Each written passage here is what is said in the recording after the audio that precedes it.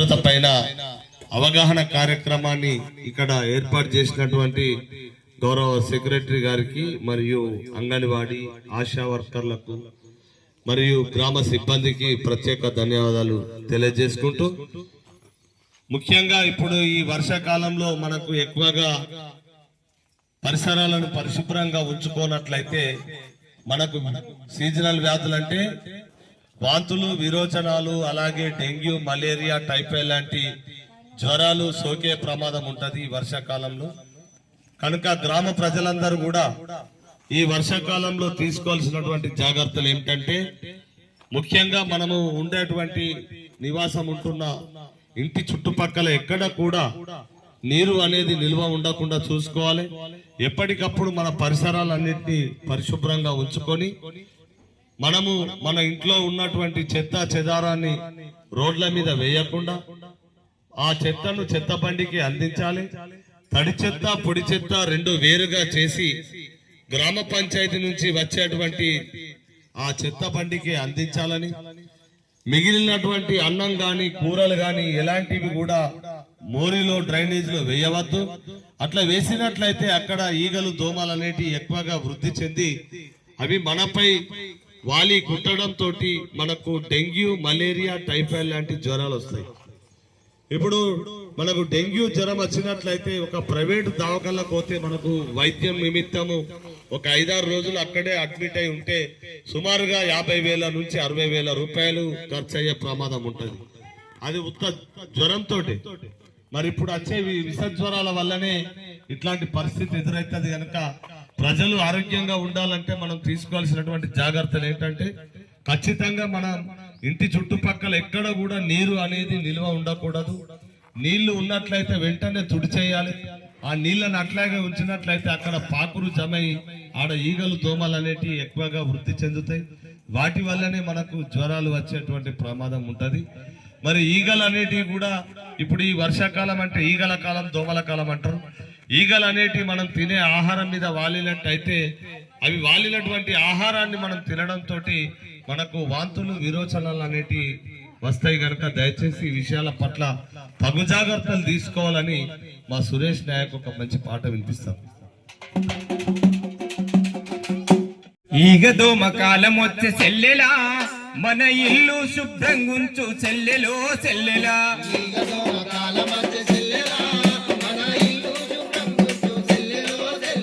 Malaria, malaria చెల్లెలా, ఈ మహమ్మారి రోగాలే చెల్లెలో చెల్లెలా. మలేరియా, మలేరియా చెల్లెలా, ఈ మహమ్మారి రోగాలే చెల్లెలో చెల్లెలా. చిత్తాసేదారము, రోగాలకు భారము, మురికి కుప్పలతోటి వరకాల శాపము, నరకాల శాపము, నరకాల శాపము. చిత్తాసేదారము, రోగాలకు భారము, మురికి కుప్పలతోటి నరకాల శాపము, నరకాల శాపము, నరకాల శాపము.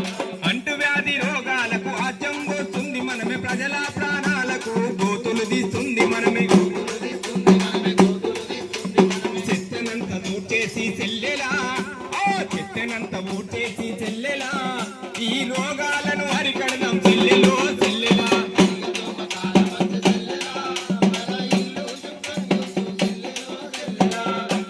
మలేరియా చెల్లెలా, ఈ మహమ్మారి రోగాలే చెల్లెలో చెల్లెలా. మలేరియా, మలేరియా చెల్లెలా, ఈ మహమ్మారి రోగాలే చెల్లెలో చెల్లెలా.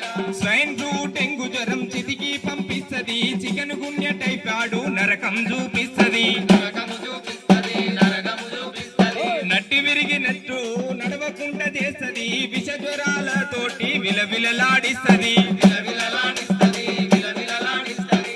పల్లెంతా పాడు చేసే చెల్లెలా, ఈ పల్లెంతా పాడు చేసే చెల్లెలా, ఈ రోగాల నొప్పులతో చెల్లెలో చెల్లెలా.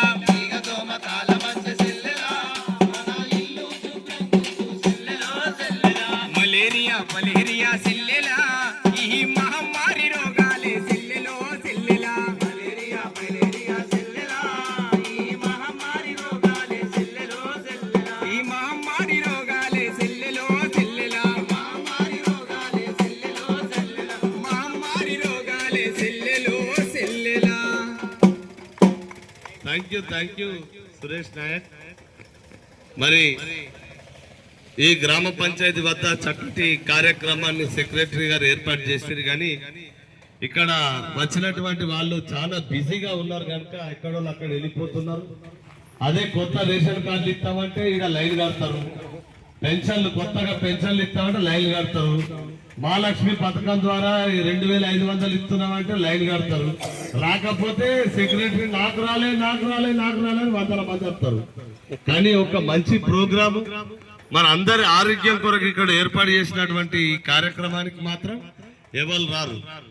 అంటే ప్రజలు ఎట్లయిపోయిందంటే వెనకట సాత్రం ఉండి అడ్డాగలో ఉండి గడ్డి గంగలో ఉండి నా పని నేను చేసుకుంటా అన్నట్టు ఇట్లా ఉన్నది. ఇది కరెక్ట్ కాదు. దయచేసి గవర్నమెంట్ అనేది మన సంక్షేమం కొరకు మన బాగోగుల కొరకు మాత్రమే పనిచేస్తుంది. గవర్నమెంట్ తీసుకున్నటువంటి ప్రతి నిర్ణయం కూడా ప్రజల సంక్షేమం కొరకు, ప్రజల ఆరోగ్యం కొరకు, ప్రజలు ఎక్కడైతే సుభిక్షంగా ఉంటారో అక్కడ ఈ రాష్ట్రం బాగుంటుందని చెప్పి గౌరవ ముఖ్యమంత్రి గారు రేవంత్ రెడ్డి గారు చక్కటి కార్యక్రమాన్ని తీసుకోవడం జరిగింది. కావున గ్రామ ప్రజలందరూ కూడా ఈ విషయాన్ని గమనించి అందరూ కూడా సహకరించాల్సిందిగా కోరుతూ అదేమైంది